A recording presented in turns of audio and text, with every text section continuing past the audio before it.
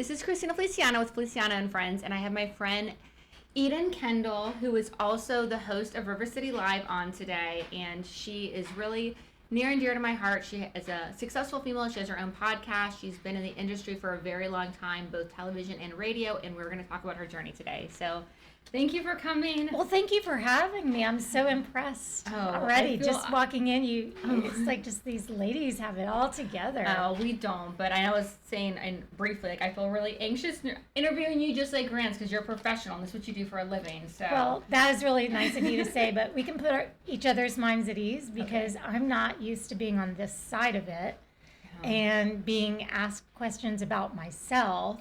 And so, I feel like probably I'm more, I wouldn't say uncomfortable because you made me feel very comfortable, but I think I'm probably more out of my element than you are out of yours because you've been doing this now for a while and you're doing a great job. Oh, well, thank you. You're so kind. So how did you get on River City? How did that journey? I know you were on it, not on it, back on it. So talk a little bit about that, please. Sure. I am a radio girl. Okay. This radio is in my blood. I have been on the radio in one way or the other. But you have a face for television. Well, you're so sweet. And I actually, when I started in radio, was in college in 1980 something. So I've been doing this for, a long time, 40 almost years. And when I was first at a radio station here in Jacksonville, WAPE, and I was there for 12-something years doing the morning show there, and then I went over to Gator Country, so I've been doing that. But throughout all of that, I've always done some kind of side gig on television, Saturday morning live shots, just being out and about. And now I've been at every TV station in town doing this kind of thing. So I was coming in to Channel 4 once a week as part of my morning radio host duties to do like a, hey, what's going on around the fun side of things, just like a drop in on the morning show. And they said, we're putting together this TV show called River City Live. It's going to be a lifestyle and entertainment show. Do you think you'd be interested in at least auditioning? And I said, well, I'm not planning to leave radio, but I would definitely audition and we could talk about it. And then all of a sudden, the more I started talking to them, the more excited I got. And the more I got nervous and I really wanted to get picked. And it was just a really big thing. So I auditioned. I took the job. They were so nice and willing to let me come in a little bit later than everyone else on the show. And the radio station was willing to let me leave a little earlier. So I literally had 2 full-time jobs mushed together. And my day for 7 years was an 11-hour workday. Wow. 11 hours. I'd leave my house. I had to be at the radio station at 4:45 in the morning. And I got done at Channel 4 at 4 in the afternoon. And I did that for quite a while. It was a really long day. And I burnt out. Yeah. So I got out of it. And I stepped back and just did radio 2.5, almost 3 years ago now. I stepped aside and did that. And then beautiful Jana Angel came in and she took over for 2.5 years. And then when she moved on, they were looking for somebody to come back. And I had missed it a lot. But I said, you know what? I can't do both jobs again. I just can't. Yeah. Too old. I can't pull it off anymore. So I made a decision that, you know what? For the first time ever, I'm going to be full-time TV. And we're going to throw our hat in the ring. Well, now I actually am still part-time radio. But, my point is that I really put my all into it this time around. And so that's kind of the story. I just always was a radio person that kind of just did TV as a hobby. And now it's my real job. How are you so good at interviewing people?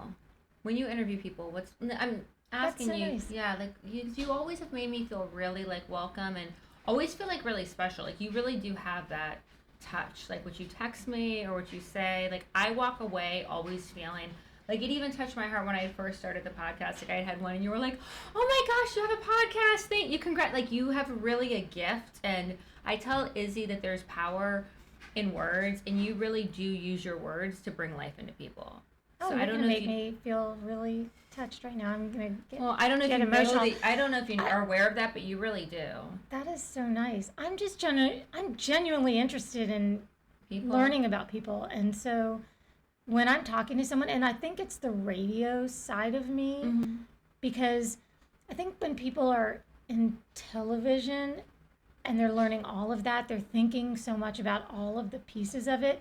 But I've only ever thought about the words for so many years that I'm kind of like scrappy in that way. I always think of myself as kind of unpolished, and which we can get to, but like, so I just feel like I'm genuinely interested and curious about people. So it doesn't matter to me if there's a camera on or not. I want to know your story. And I know that's true to be true because you've said things off camera or texted, like, so that's 100% true about you. Yeah, I just really want to know. I mean, I'm not so much that I'm nosy, but I kind of feel like I feel like, and I think you're this way too.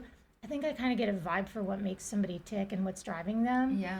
And once you know that, and you can tell who has good intention, and I don't know, I just think people are, very complicated, but also not that complicated. No, I agree. Does that make sense? No, I get that. But you do.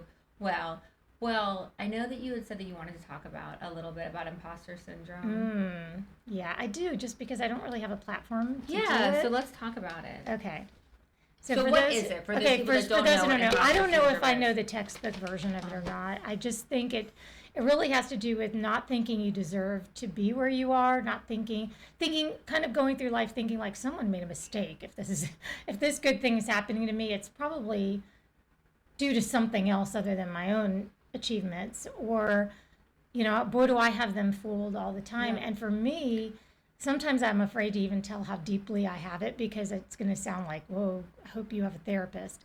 Because, I mean, it's to the point sometimes where I'm often like, gosh, I feel like sometimes I'm an avatar in a game and everyone else is like a fully developed character, and I'm just kind of in there faking it, trying to emulate my surroundings. I mean, that's how deep it goes with me, where ever since I was little, I was always kind of that fringe person that I'm just like, never in the core of the group. I'm just kind of one of those people who's just kind of like around the peripheral, and that's just my experience. And it's not even necessarily a sad thing. It's just a thing I experience. Yeah, but I think it's interesting because it's perception, right? So probably the perception or the reality is, and I'm a therapist, so I'm not a like a psychologist, but like from my perception would be actually like you're a main character. You have this amazing television show. Everyone in town loves you. You're really kind. You are on TV. You're on radio. You're definitely main character, not on the fringe. You worked your ass off to get here.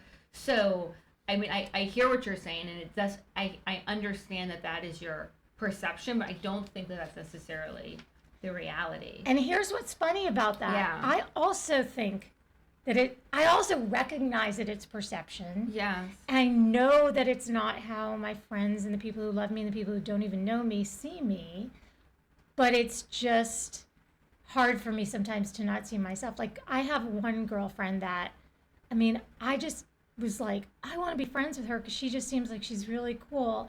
And now we're friends, and I can't believe it. And then she told me one day, I couldn't believe that we were friends. And I thought, like, isn't it crazy how we all don't get it about what people think of us? We just don't. Yeah, well, it's funny because I was telling Izzy, and this is going to sound really horrendous, but I was like, I think I have the opposite of imposter syndrome. Well, that's probably more healthy. Because I was like incarcerated, no one's visiting me, I had like lost everything, and I'm like, I'm going to be somebody. Like, that's the best. And even now when people talk badly about me or I get like hate, I just erase it. I'm like, they don't know, I'm gonna make it. Like, I love that about you. But I'm kind of delusional about it because I don't like. I agree. I disagree, and so I feel like I have the opposite of it. Can I tell you something that is a weird thing about me that you're gonna hopefully laugh at? Okay. I have a total obsession with incarceration, like any movies. So that's why you like me. No, it's not why I like you, because I liked you before. I liked you before I knew that. I liked you more when I realized that you had that in your past and you were so open with it. But I go down these rabbit holes like on TikTok and on whatever, just because to me there's such a real person behind those. I'm going to Ocala Lowell this Saturday, 12:30 to 9:30 for prison ministry. I mean, I just it's amazing. They're real women. 100%. I don't have this about the men's prison, by the way.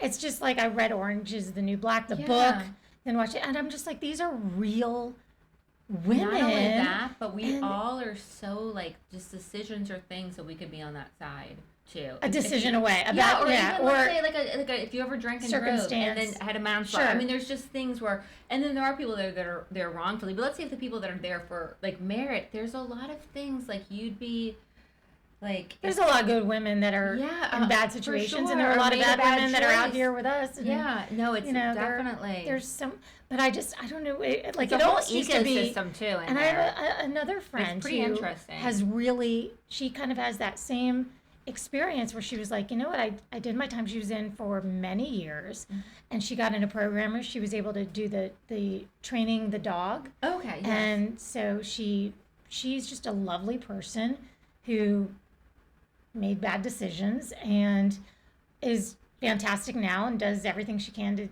to be a good person, and I recognize that, but I don't know why I brought that up. But I just did, because you said it, and I'm like, I have this like total. No, like, I want to know the recipes. I want to, I mean, there's like a whole life. No, there really is. There's like a market to like the business side. I mean, I don't really want it, but there's even like, it's not really that positive, but they even have like a whole like genre of books that like all these prison girls read. How like we have like Twilight or different things. They're kind of like, they're not that great because they're kind of crime, but there's like a whole like genre of like authors that write like for women in prison.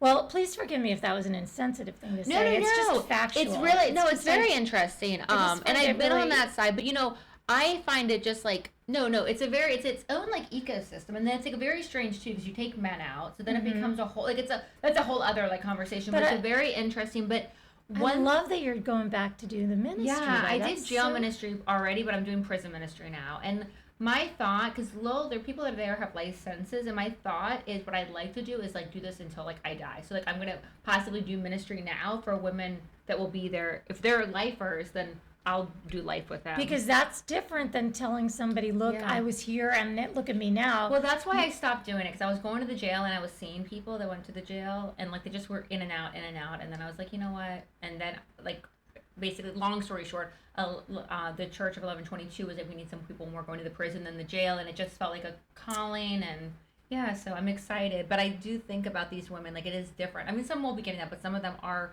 there for the rest of their lives, and then I feel like that's like something I could, someone a constant I can be, and I have a lot of interest down the road of helping these women, their families, because even for me, like a lot of reasons that I really like lost custody and they got adopted and everything had to do with my pending criminal charges and my incarceration. Really, that is why, why I lost everything.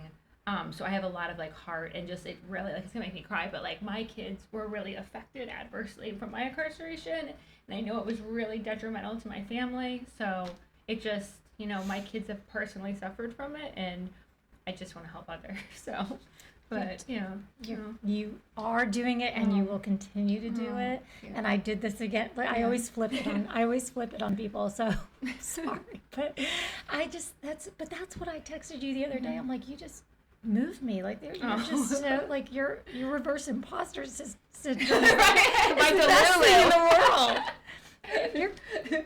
You rocking your reverse imposter. No, I really do have it, because I have this like big. I don't know, but I do think too. Great. Yeah, and I think too. I just have such a strong faith that I think that if I do like the right thing, then I do. And I also, on the flip side of it, believe that like if I don't say like this is my close to Jesus and God, then like I also will fall just like everybody else. I'm not like I don't think I have like grandiose thoughts of like I know that I'm like I always think if I do deadly things I'm gonna die. Like I don't think that I'm Yeah, you're not walking on water. No, at all. Like I think that if I were to relapse, I would die. I could easily. So I definitely know like I have to stay. You're willing to do the work. Yeah, really straight and narrow. I think what you're doing is you're just speaking out loud that you are. I mean, you're a person who believes. You've got your vision board. You've got your faith. I do. And I think that you're just speaking out loud, saying, you know what? It doesn't matter what it takes. No. Whatever realistically the work is going to get me, I'm going to get. And this is what I always say too, is that part of the reason I'm like, I guess the opposite of imposter syndrome is that this is what I've always told,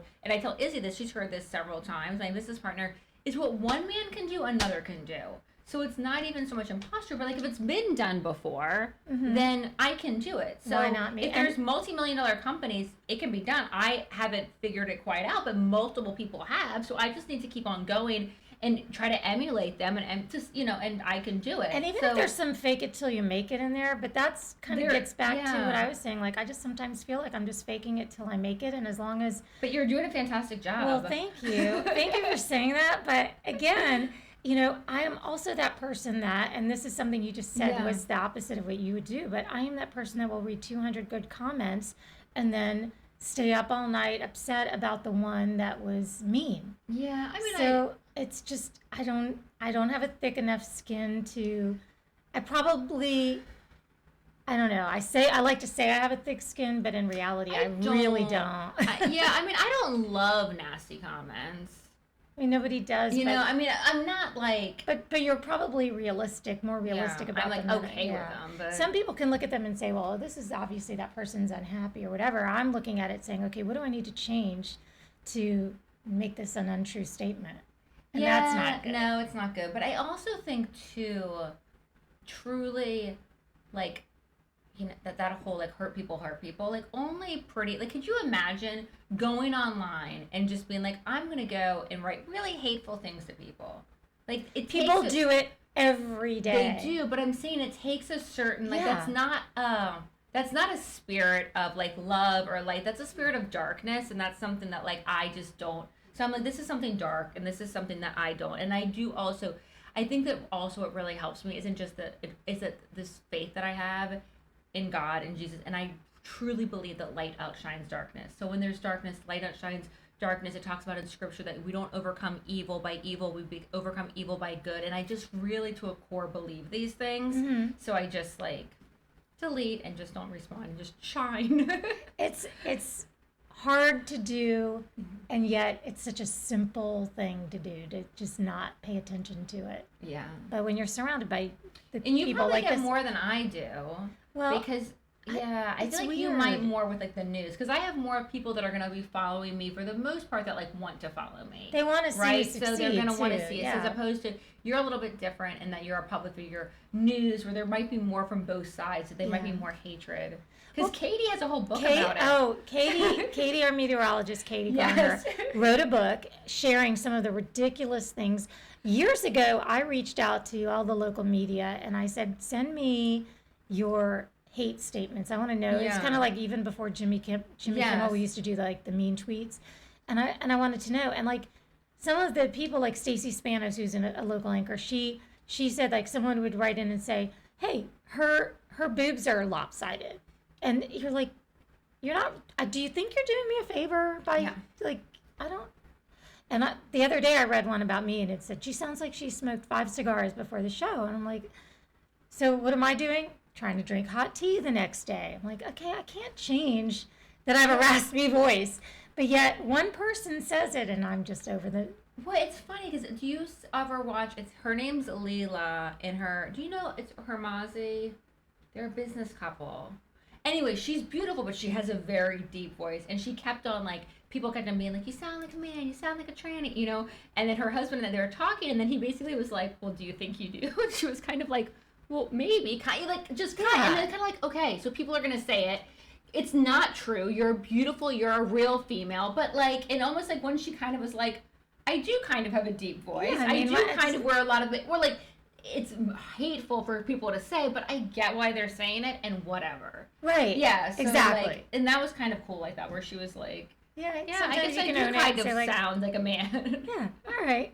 So yeah, I take things more personally, I think, than somebody who owns their confidence. Put it that way. Yeah. I mean, my predecessor, who, I know you're very friendly with Jana Angel. Yes. She's 6'3". She owns that. She does. I love her. She owns it. She wears heels. She probably she doesn't.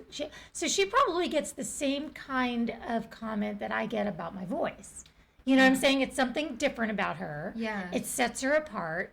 It's not like your everybody voice is around raspy her. And feminine, though, just so you know. Well, it's not masculine. Thank you. But it's also something that stands out and makes me different. And as a person who, when I was growing up, always felt like I was a little on the fringe because I was a little bit different. Yes. I felt I looked a little bit different, sounded a little bit different. Mm-hmm. And so there are two kinds of people. There are the people that really own it, and then there are the people like me that are like, oh, yeah, I forgot that I do have that going on. it just, I think everybody's different. Have you heard the book, The Courage to be Disliked? No, I need it. Yeah, no, I almost don't. I started reading it, but then I felt like it made me where I had to be calmed down because it made me almost want to like be like agitate, like because like an agitator. Yeah, and I'm like, okay, we don't need to do that. Yeah, you don't need to stir the pot. Exactly. So I was like, I was listening on Audible, and it was great, but there was like a part of me was like, yeah, I'm gonna be, I'm like, no, we don't want to like. Yeah, because it's a good book. It's really interesting. It sounds like something I could probably use. Yeah, and I think it was like a New York Times like bestseller. It's not like, but it was, and it's something on like Japanese philosophy or something. It was interesting. I think you do. Yeah. If you want to be your authentic self, you have to be willing to be disliked. I think that's part of it too. Is that it's a lot easier. Like at least for me, is that I know a lot of people dislike me. They really do. But I have like a circle of people that really like me, and it's. When you're your authentic self, it's like nice because then you attract the right people and it's just kind of easier because it's exhausting if you have a relationship that's not based on who you really are. I mean, it's different. You can interview someone and maybe keep some things inside, but I'm talking about like your intimate, close girlfriends and your husband. It's like if you're not like that's not fun. I had a great story that I think you're going to love specifically because it's yoga based and I know you're a yogi. But I have a friend named Marielle and she was getting somebody said something negative about her appearance. She's beautiful, but somebody said something about her appearance. She has, now that I've said her name, I don't want to say exactly what they said or anything like that. But she decided right then and there that she wanted to throw herself a little party, and she invited about 10 of us to a yoga studio. She had shirts made that said, "Be kind." Gave us all the shirts and we did a yoga session together. Oh, that's awesome. And she just decided, you know what, somebody hurt my feelings, so I'm going to surround myself with these women that I love and that love me, and we're just going to yoga it out. That's amazing. And I'm not much of a yogi. I'm not very flexible, but I do love and respect the art of it. No, I and so it was really fun to attend. That's awesome. I love that. I was really whimpering on the floor afterwards, but it was very cool. So no, I love it. So what are advice that you'd give to a young woman that wanted to get into journalism or broadcasting? I would say, first of all, be your authentic self. Yes. And let, haters gonna hate and all of that. I would maybe be a little hypocritical saying it, but I think it's important. For sure, I understand. And I probably could have used someone saying it to me many years ago. I probably could have benefited from somebody saying, by the way, the more successful you become, the more you're going to doubt yourself. So get ready for that and just push those thoughts aside. Don't listen to the haters.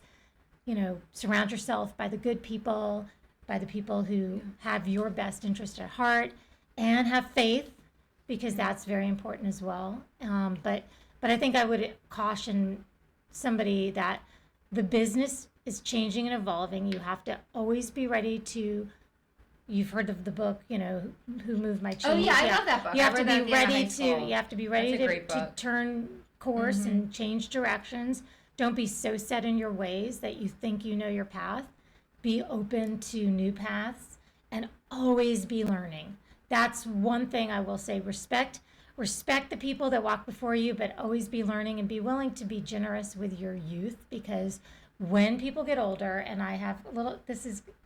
I'm getting older too. As people get older, there is a tendency, and I was guilty of this too, of discounting them. So really take into account that people that are older than you have wisdom you don't have, and maybe lack wisdom that you do have. So generously share it, but not in a condescending way. And that's what I would say. I would say, let's bridge the gap between the generations, and let's not, let's just, assist. I'm not trying to suck the youth out of I'm not trying to vampire your youth out of you, but I would welcome anybody who wants to guide me and help me, but not in a condescending way where it's like, okay, she's just too old to learn a new trick. Because I always want to learn. That's awesome. Yeah, Izzy's 21. But she's like an 80-year-old Reagan follower. I mean, Izzy is a very successful young lady who is definitely crushing it. She is. She's amazing. Like, it's such a huge blessing, truly. Like, I can't speak, highly enough about Izzy. Like, I would not be able to do, half the things that I was doing with the clinic, with the podcast, now with the yoga, because she's just, my right hand. Like, she's, my partner. Truly, like my like. Well, you referred to her earlier as your partner. Yeah, it's like she. And well, I was I like, have a business partner too. Oh, okay. Yeah, I do actually have a business partner as well, but Izzy's like my other I business see. partner. Okay, I see. So I have like a silent business partner, and then I have Izzy. Oh, I see. Yes. Okay. So, but that's another thing. I think that people tend to generalize generations or like. And I'm old enough to be Izzy's mom.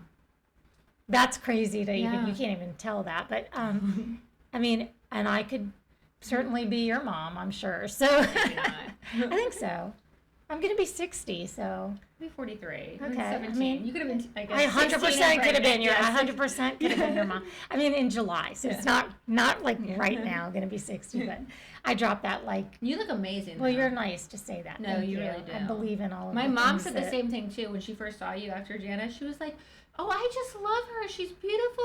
And my mom's 72, and she's all cognitive, like she's cognitively there. She works full or part time, but she loved you. Like she had such a good first impression. That's so nice. And you did something like a segment about like crimping your hair or something where my mom was like, "Oh, I just feel like she was really vulnerable on that session."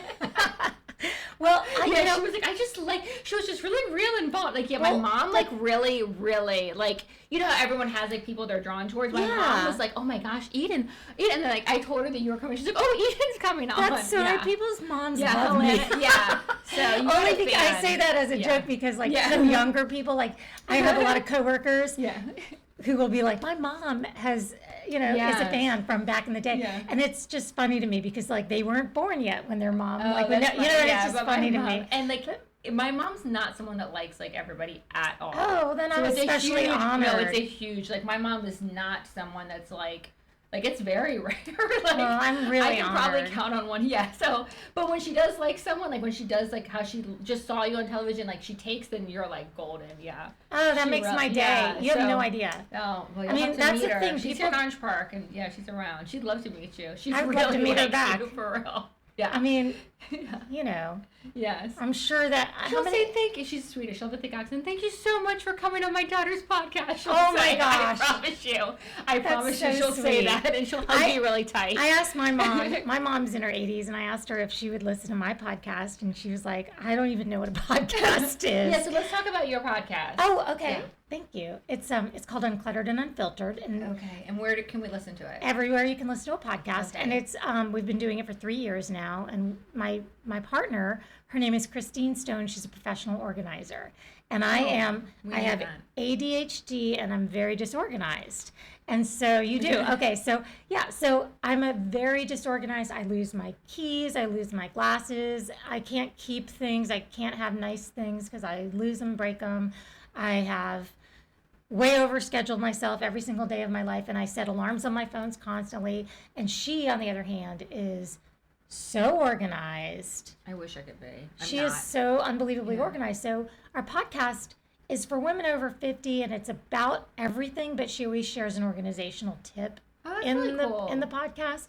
And sometimes the entire episode is about organizing, but it's from a perspective of how she and I are so very different from each other. Yes. We are very unlikely friends. She's another person who I was like, I always was going to be afraid that once she got to know me, she wouldn't want to be around me because I'm such a scattered mess. But she is so kind and so, like, for somebody who's a professional organizer, she's the least judgmental person in the world. It would make her so happy to come in. Every time, she has reorganized my house a million times. She'd not be happy about that. So, what's that? I think she wouldn't be happy about that. But see, but that's the thing that's so funny. She wouldn't be judging at all, but she would then, if you wanted her to help you, she would tell you exactly where things could go in a way that you'd never even considered before. So she's amazing. So anyway, so we have a weekly, we've been doing it weekly for 3 years. Say the name again, please. Uncluttered and Unfiltered. Uncluttered and Unfiltered. That's a great name. Thank you. And so, it's just been a lot of fun. We have a nice little community of women that, on social media. And we're also all over social media.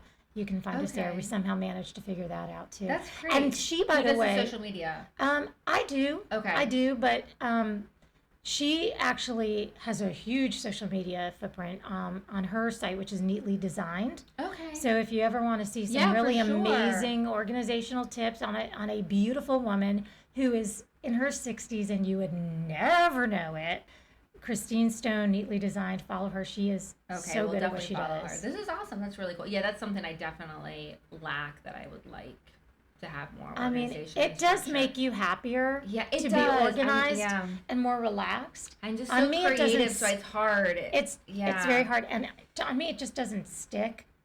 Like it does, and then it doesn't. Like she got me so organized at one point. She opened my purse one day and she cleaned it out on the podcast, and she's like, "This is a junk drawer in a purse." Yes. So, but she cleaned it all out, and she got me really organized. She got me using like a laptop bag and going straight to my garbage can every day when I pull in the garage, and it's back to the way it was now. But it will envied people like that because my late husband was like that. He almost was OCD as far as organization and cleanliness and like his car.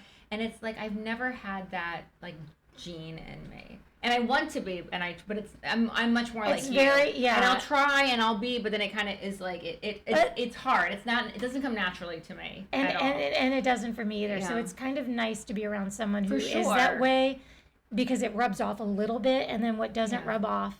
To be around someone who's not judgmental is nice. That's really kind, yeah. But no, I definitely want to like look at her stuff and you should, because she's awesome. That's she's amazing. She's very funny too, which helps. And then we have to wrap it up. No, I apologize for having you come late and start late. No, I'm just so comfortable with you. You are great at this. Thank you. You really are. Well, thanks. The opposite of imposter, delusional, mentally ill. You're so good at it. Well, thank you. So the two questions I ask everybody is the first one is I ask everyone what's their 5-year vision, because you don't have the vision always, but I also where it comes is in Psalms. It talks about a man without a vision perishes, and I do believe, and this is a little dark, that people often when they commit suicide is because they lack a vision. So like if you don't, so it's important that we have visions for our future. So I always ask where would you like to see? What's a 5-year vision for yourself?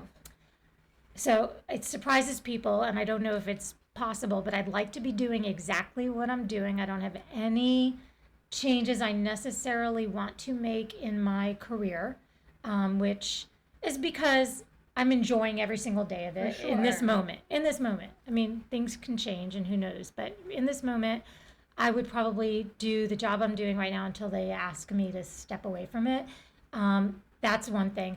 But on a, familial wise, I mean, I'd like to see my family grow. Yeah. I'd like to retain our closeness and have everyone remain happy and healthy. I want to remain, I'm a runner, so I want to keep moving. I want to continue I'd like to complete, within the next 5 years, I'd like to complete all the world major marathons. That's a goal. Oh, wow. So, that's a lofty goal. Got 4 down, and I have 3 to go. Which 4 have you done? I've done, well, they just added Sydney, Australia, so I did that last year. Okay. I've done Boston, New York, Chicago. So I still have London and Berlin and Tokyo. Wow. So that's my big. That's really cool. That's my big goal. That's awesome. Well, I have this like premonition that 5 years from now we're gonna do have a montage of everyone's 5 years. Where are they now? Yeah, and then everyone would be there. That's what I have. Yeah. I love that. So yeah, I have this premonition. We're so we're putting it in the universe exactly. Right now. In 5 years, and then you would have run all 7, 3 more. You'll still be at River City, and yes, your family will be happy and healthy and thriving. And you'll be growing. you'll have I don't know your 5-year goal, but you'll be like a franchise owner, or you'll have like all these people. I don't know what you're. I don't know. I don't know what you're. Yeah, I would like to be able to multi-million-dollar brand and have me and my kids all happy. You'll have your reunion that you nice so deserve, and you'll have changed a million lives along the way. I don't know about that, but made some people smile, hopefully. I think so. And given them hope. And then the final question that I always ask is there a quote or something that you live by or that you think's good to give out to the universe, the world? Yeah, and again, this because you told me in advance that I'd be answering this, I'm ready with it. Oh. Normally I wouldn't be, but and this is hypocritical coming from me, but I'm going to say it because I try to remind myself every day that comparison is the thief of joy.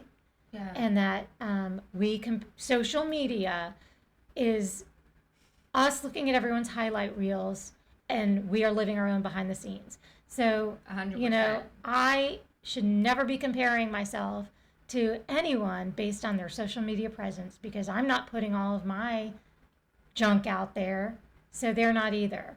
And so everybody has their ups, everybody has their downs. No, I 100%. That's great. So that's that. Well, thank you so much, and then we'll see you tomorrow. I don't know. Yay! I don't know if it'll be with you or Rance, but we'll be there tomorrow. No, you'll see me. He's going to be out on location. So. Okay, awesome. So Angie and I are now friends. We had a really lovely talk before. Yes, that's awesome. This, so I'm ready, and she's over here nodding because a lot of things we talked about you mentioned. Okay, awesome. So, well, thank you for coming. Thank you for having me. Hopefully, I'll be around next 5 years, 15. I want to stay in Jacksonville forever, so. Oh, good. Yeah. Well, then it will be. Yeah, or Ponte Vedra, but this area. And doing yoga on the beach. Exactly, 100%. So thank you for watching.